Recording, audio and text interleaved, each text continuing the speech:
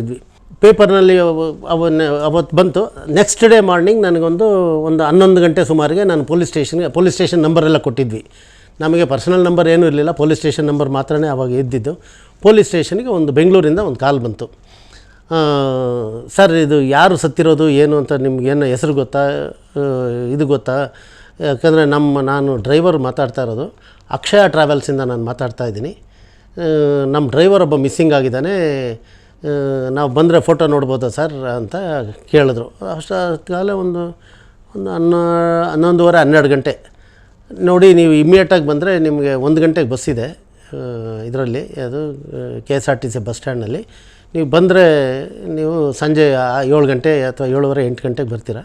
So ನಾವಲ್ಲಿ reach ಆದಾಗ it was about, ನಾವು 6 ಗಂಟೆಗೆ ಸ್ಟಾರ್ಟ್ ಮಾಡಿದ್ದು, ಒಂದು 11:30 ಆಯಿತು. ಸ್ಲೋ ಆಗಿ ಹೋಗಿದ್ವಿ ಹೋಗಲಿಕ್ಕೆ. ಯಾಕೆಂದರೆ ಒಂದು ಸರ್ತಿ ಆ ಬೆಟ್ಟ ತಿಳಿದ್ರೆ, ಈವನ್ ಈಗಲೂ ಅಷ್ಟೇ, ಯಾರೇ ಬೆಟ್ಟ ತಿಳಿದ್ರೆ ಮಿನಿಮಮ್ 3 ದಿವಸ ರೆಸ್ಟ್ ತಗೋಬೇಕಾಗುತ್ತೆ, ಅಷ್ಟು ಸ್ಟ್ರೈನ್ ಆಗುತ್ತೆ. ಆಮೇಲೆ ವಯಸ್ಸಾದವ್ರಂತೂ ಆಗೋದೇ ಇಲ್ಲ ಬಿಡಿ, ಖಂಡಿತ ಆಗೋದಿಲ್ಲ. ಹೋಗಿ ರೀಚ್ ಆದ್ವಿ. ಆಮೇಲೆ ಅದನ್ನು ನೋಡಿದ ತಕ್ಷಣ ಇಲ್ಲ ರೀ, ಇದು ಮರ್ಡ್ರ್ ಆಗಿರೋದು ಅಂಥೇಳಿ ನಮ್ಮ ಸರ್ಕಲ್ ಇನ್ಸ್ಪೆಕ್ಟ್ರು ಹೇಳಿದ್ರು. ಆಮೇಲೆ ಮೇಲಿಂದ ಅಲ್ಲಿಂದ ಬಂದು ಎಲ್ಲ ಇನ್ಕ್ವೆಸ್ಟು ಅದು ಇದು ಮಾಡಿ ಕೊನೆಗೆ ಇಲ್ಲಿಂದನೇ ತೆಂಗಿನಕಾಯಿ ಹೂವು ಎಲ್ಲ ನಾನು ತಗೊಂಡೋಗಿ ಡೆಡ್ ಬಾಡಿಗೆ ಎಲ್ಲ ಪೋಸ್ಟ್ ಮಾರ್ಟಮ್ ಎಲ್ಲ ಆದಮೇಲೆ ನಾನೇ ಅದನ್ನು ಶವ ಸಂಸ್ಕಾರ ಎಲ್ಲ ಮಾಡಿ ಎಲ್ಲ ಇದೊಂದು ಆಪರ್ಚುನಿಟಿ. ಈ ಸಂಸ್ಕಾರ ಈ ಥರ ಮಾಡೋದು ಇದು ಎಲ್ರಿಗೂ ಸಿಗೋದಿಲ್ಲ. ಇದು ಈ ಪೊಲೀಸ್ ಇಲಾಖೆಯಲ್ಲಿ ಅದು ನಮಗೆ ಕೊಟ್ಟಿರುವಂಥ ಒಂದು ಕಾರ್ಯ ಇದೆಯಲ್ಲ, ಅದು ಎಲ್ರಿಗೂ ಅದು ಏನು ಪುಣ್ಯನೋ ಅಥವಾ ನಾವು ಏನು ಹಿಂದಿನ ಜನ್ಮದಲ್ಲಿ ಏನು ಮಾಡಿದ್ವೋ ಏನೋ, ಬಟ್ ಅದೊಂದು ನಮಗೆ ಒಳ್ಳೆಯ ಕಾರ್ಯ ಅಂತ ನನಗನ್ನಿಸ್ತಾ ಇದೆ.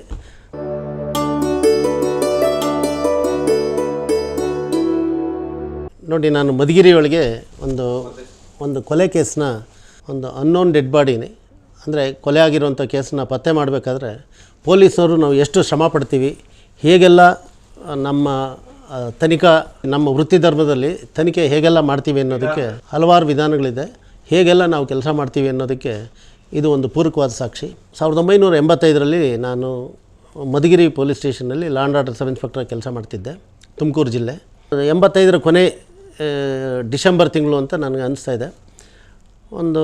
ನಮ್ಮ ಆರ್ಕಿಯಾಲಜಿಕಲ್ ಡಿಪಾರ್ಟ್ಮೆಂಟಿಗೆ ಸೇರುತ್ತೆ ಆ ಮಧುಗಿರಿ ಬೆಟ್ಟ, ಮತ್ತು ಅಲ್ಲಿ ಕೋಟೆ ಕೊತ್ತಲುಗಳು, ಬಿಲ್ಡಿಂಗ್ಸ್ ಎಲ್ಲ ಇದೆ, ಹಳೆ ಕಾಲದ್ದು, ಪಾಳೆಗಾರರು ಕಟ್ಟಿರೋದು.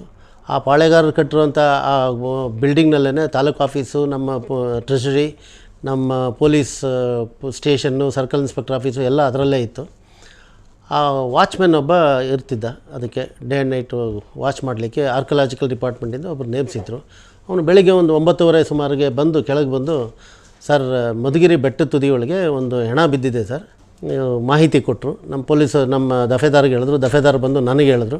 ಸೊ ನಾನು ಕೂಡಲೇ ಕಾರ್ಯಪ್ರವೃತ್ತನಾಗಿ ಡೈರಿ ಒಳಗೆ ಅದೇ ಥರ ಒಂದು ಎಂಟ್ರಿ ಮಾಡಿ, ಒಂದು ಹೆಣ ಬಿದ್ದಿದೆ ಅಂತ ಹೇಳಿದ್ರು. ಅದನ್ನು ಪರಿಶೀಲನೆ ಮಾಡಿ ಮುಂದಿನ ಕ್ರಮ ತಗೊಳ್ತೀನಿ ಅಂತೇಳಿ ಅದನ್ನು ನಮೂದನೆ ಮಾಡಿ, ನಾನು ನನ್ನ ಸಿಬ್ಬಂದಿ ಹೋದನ, ನಮ್ಮ ರೈಟ್ರನ್ನ, ಆಮೇಲೆ ಹೆಣ ಕುಯ್ಯೋದಕ್ಕೆ ಅಲ್ಲಿ ಲೋಕಲ್ ಡಾಕ್ಟ್ರೊಬ್ಬರನ್ನ ಕರೆಸ್ಕೊಂಡೆ. ಆಮೇಲೆ ಪಂಚಾಯತ್ದಾರನ್ನ ಕರೆಸ್ಕೊಂಡೆ. ಅಲ್ಲಿ ಲೋಕಲಿ ಒಬ್ಬರು ಕೃಷ್ಣಮೂರ್ತಿ ಅಂತೇಳಿ BJP ವರ್ಕರು, ಅಲ್ಲಿ ಕಾರ್ಪೊರೇಟರ್ ಆಗಿದ್ದರು. ಅವರು ಈ ಪ್ರಜಾವಾಣಿ ಮತ್ತು ಡೆಕ್ಕನ್ ಹೆರಾಲ್ಡ್ಗೆ ವರದಿಗಾರರಾಗಿದ್ದರು ಮಧುಗಿರಿ ಒಳಗೆ.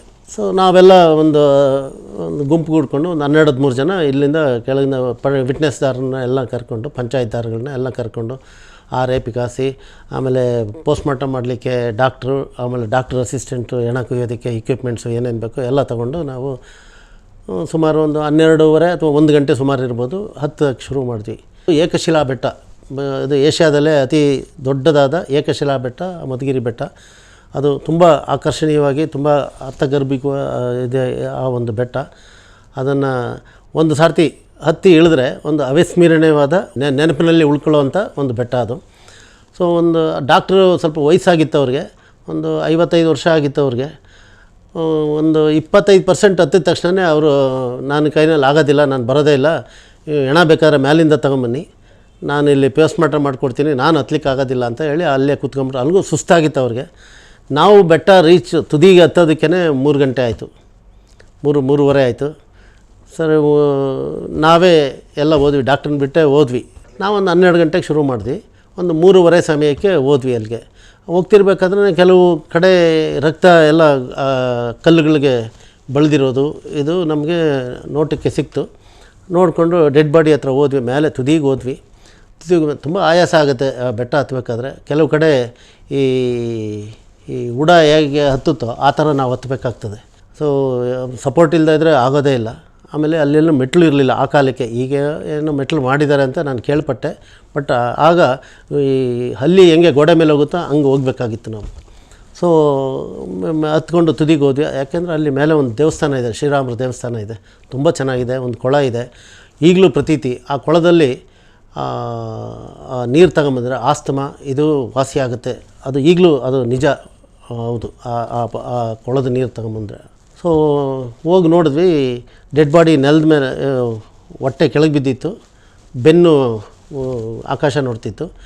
ಒಂದು ಚಾಕುನಲ್ಲಿ ಸುಮಾರು ಒಂದು 15ರಿಂದ 18 ಬಾರಿ ಚುಚ್ಚಿದ್ದು ಕಂಡು ಬಂತು. ಬ್ಲೌಟ್ ಆಗ್ಬಿಟ್ಟಿತ್ತು ಹೆಣ. ಸರಿ, ನಾವೆಲ್ಲ ತನಿಖೆ ಎಲ್ಲ ಮಾಡಿ ಪಂಚನಾಮೆ ಇದೆಲ್ಲ ಬರ್ಕೊಂಡು ಮತ್ತೆ ನಾವು ಇಳಿಲಿಕ್ಕೂ 3 hours ಬೇಕೇ ಬೇಕು. ಮತ್ತು ನಾವು ಒಂದು 1 hour ಅಲ್ಲಿ ಸ್ಪೆಂಡ್ ಮಾಡಿ ಪೋಸ್ಟ್ಮಾರ್ಟಮ್ ಮಾಡೋಕ್ಕಾಗ್ತಿಲ್ಲ. ಡೆಡ್ ಬಾಡಿ ತಗೊಂಬರೋ ಪ್ರಶ್ನೆನೇ ಇಲ್ಲ, ಅದು ತಗೊಂಬರ್ಲಿಕ್ಕೆ ಆಗ್ತಾನೂ ಇರಲಿಲ್ಲ. ಅದು ಬಹುಶಃ ಮರ್ಡ್ರಾಗಿ ಒಂದು 5 ದಿವಸ ಆಗಿದೆ ಅಂತ ನಮ್ಗನ್ಸ. 5ರಿಂದ 6 ದಿವಸ ಆಗಿತ್ತು. ಎಲ್ಲ ಮೆಗಾಟ್ಸು ಸಿಕ್ಕಾಪಟ್ಟೆ, ಲಕ್ಷಾಂತರ ಮೆಗಾಟ್ಸ್ ಅದ್ರ ಮೇಲೆ ಹರಿದಾಡ್ತಾಯಿತ್ತು. ಆದ್ರೂ ಕೆಳಗಿಂದ ನಾವು ಈ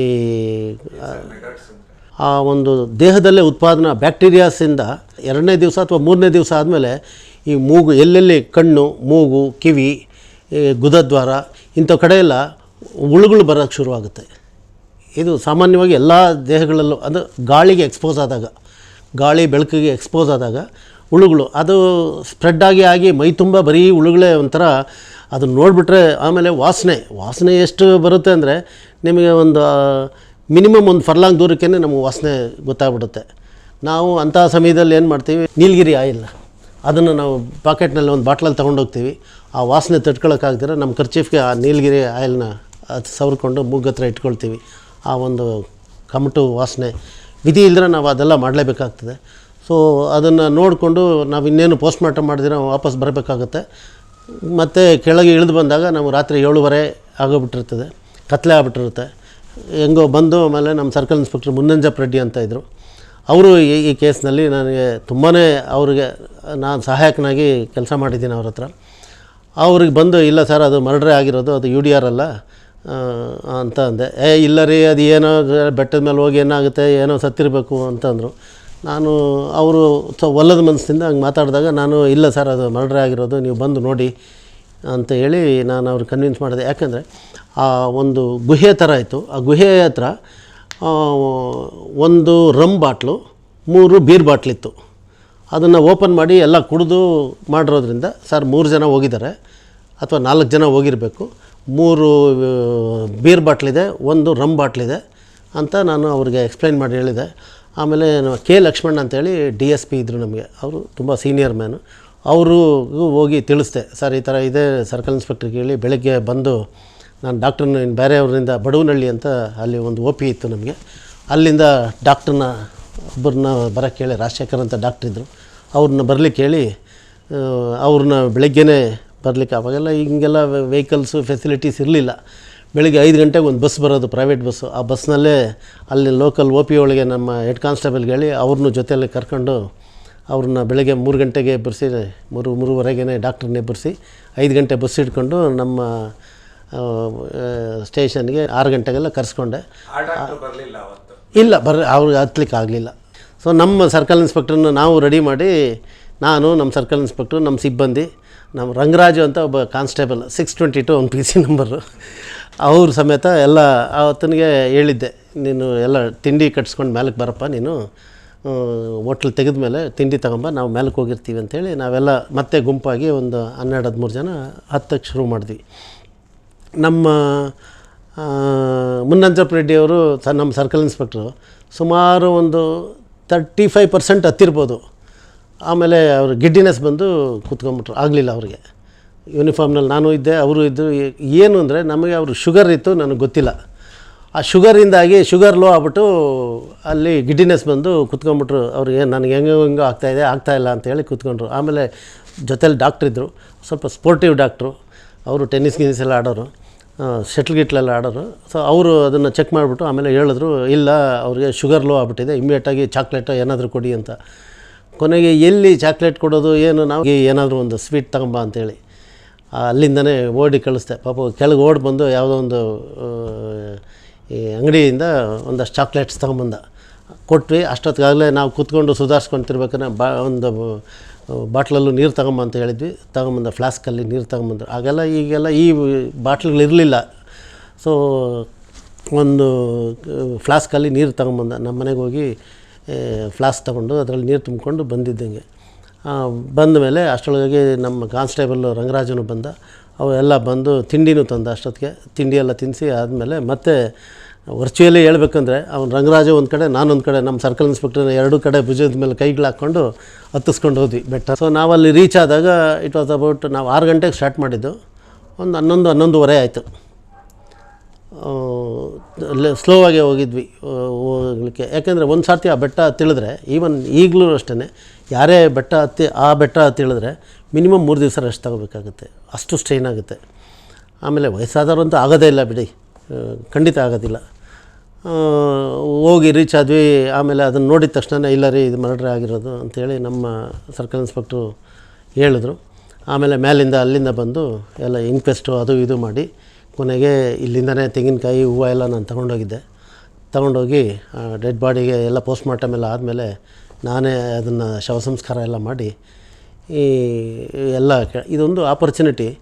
ಈ ಸಂಸ್ಕಾರ ಈ ಥರ ಮಾಡೋದು ಇದು ಎಲ್ರಿಗೂ ಸಿಗೋದಿಲ್ಲ. ಇದು ಈ ಪೊಲೀಸ್ ಇಲಾಖೆಯಲ್ಲಿ ಅದು ನಮಗೆ ಕೊಟ್ಟಿರುವಂಥ ಒಂದು ಕಾರ್ಯ ಇದೆಯಲ್ಲ, ಅದು ಎಲ್ರಿಗೂ ಅದೇನು ಪುಣ್ಯನೋ ಅಥವಾ ನಾವು ಏನು ಹಿಂದಿನ ಜನ್ಮದಲ್ಲಿ ಏನು ಮಾಡಿದ್ವೋ ಏನೋ, ಬಟ್ ಅದೊಂದು ನಮಗೆ ಒಳ್ಳೆ ಕಾರ್ಯ ಅಂತ ನನಗನ್ನಿಸ್ತಾ ಇದೆ. ನಾನು ಹಿಂಗೆ ಈ ಸ್ವಲ್ಪ ನಾವೆಲ್ಲ ಪೊಲೀಸ್ ಭಾಷೆಯಲ್ಲಿ ಹೇಳಿದ್ರೆ ಬೆವರ್ಸಿಣ ಅಂತೀವಿ ಇದಕ್ಕೆಲ್ಲ, ಯಾರೋ ದಿಕ್ಕು ದೇಶ ಇಲ್ಲ ಅಂತ. ಅಂಥವು ಸುಮಾರು ಹೆಣಗಳಿಗೆ ನಾನು ಅಂತ್ಯ ಸಂಸ್ಕಾರ ಮಾಡಲಿಕ್ಕೆ ದೇವರು ಇಲ್ಲ, ಎಲ್ಲ ಪೊಲೀಸ್ ಇಲಾಖೆಯಲ್ಲಿ ಇದು ಕಾಮನ್ನಾಗಿ ಮಾಡಲೇಬೇಕಾಗುತ್ತೆ. ಆಫೀಸರ್ಸು ಮಾಡಲೇಬೇಕು. It is mandatory for us. ನಾಳೆ ಏನಾದ್ರೂ ಅದು ಕಾಂಪ್ಲಿಕೇಶನ್ ಆದಾಗ ಮತ್ತೆ ಆ ಗುಣಿ ಹತ್ರ ತೊಗೊಂಡೋಗಿ ನಾವು ಡೆಡ್ ಬಾಡಿ ಎಕ್ಸ್ಯೂಮ್ ಮಾಡಿಸಿ ಕೊಡೋದಕ್ಕೂ ನಮ್ಗೆ ಗೊತ್ತಿರಬೇಕು ಆ ಜಾಗ ಯಾವುದು ಅಂತ.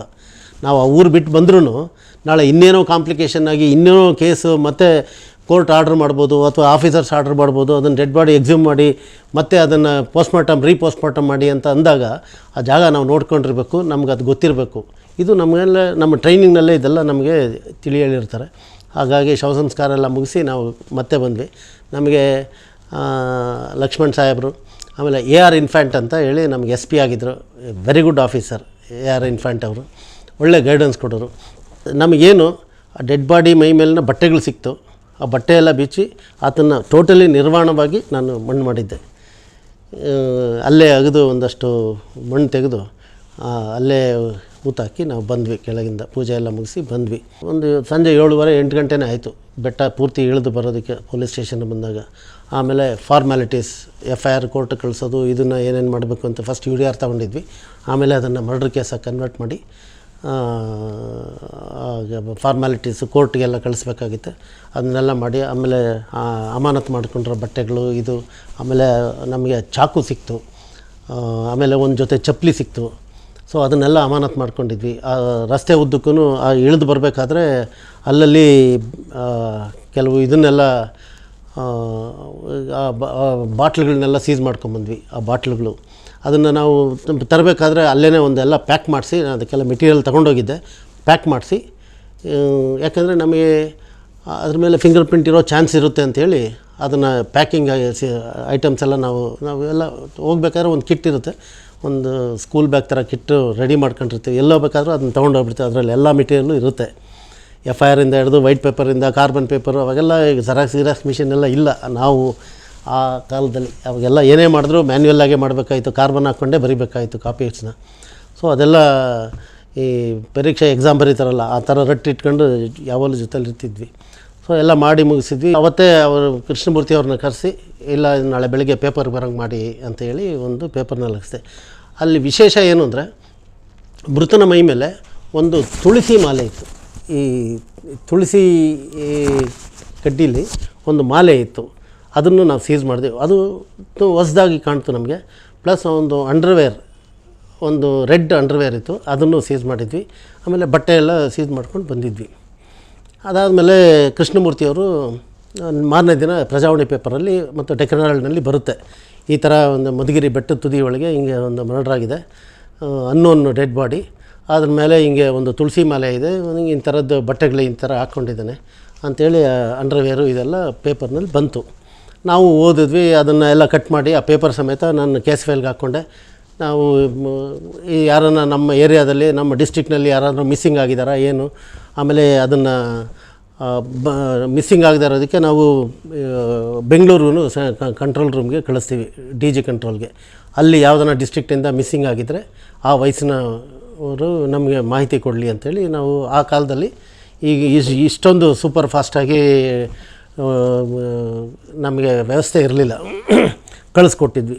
ಪೇಪರ್ನಲ್ಲಿ ಅವತ್ತು ಬಂತು. ನೆಕ್ಸ್ಟ್ ಡೇ ಮಾರ್ನಿಂಗ್ ನನಗೊಂದು 11 ಗಂಟೆ ಸುಮಾರಿಗೆ ನಾನು ಪೊಲೀಸ್ ಸ್ಟೇಷನ್ ನಂಬರೆಲ್ಲ ಕೊಟ್ಟಿದ್ವಿ. ನಮಗೆ ಪರ್ಸನಲ್ ನಂಬರ್ ಏನೂ ಇರಲಿಲ್ಲ, ಪೊಲೀಸ್ ಸ್ಟೇಷನ್ ನಂಬರ್ ಮಾತ್ರನೇ ಆವಾಗ ಇದ್ದಿದ್ದು. ಪೊಲೀಸ್ ಸ್ಟೇಷನ್ಗೆ ಬೆಂಗಳೂರಿಂದ ಒಂದು ಕಾಲ್ ಬಂತು. ಸರ್, ಇದು ಯಾರು ಸತ್ತಿರೋದು ಏನು ಅಂತ ನಿಮ್ಗೇನು ಹೆಸರು ಗೊತ್ತಾ, ಇದು ಗೊತ್ತಾ?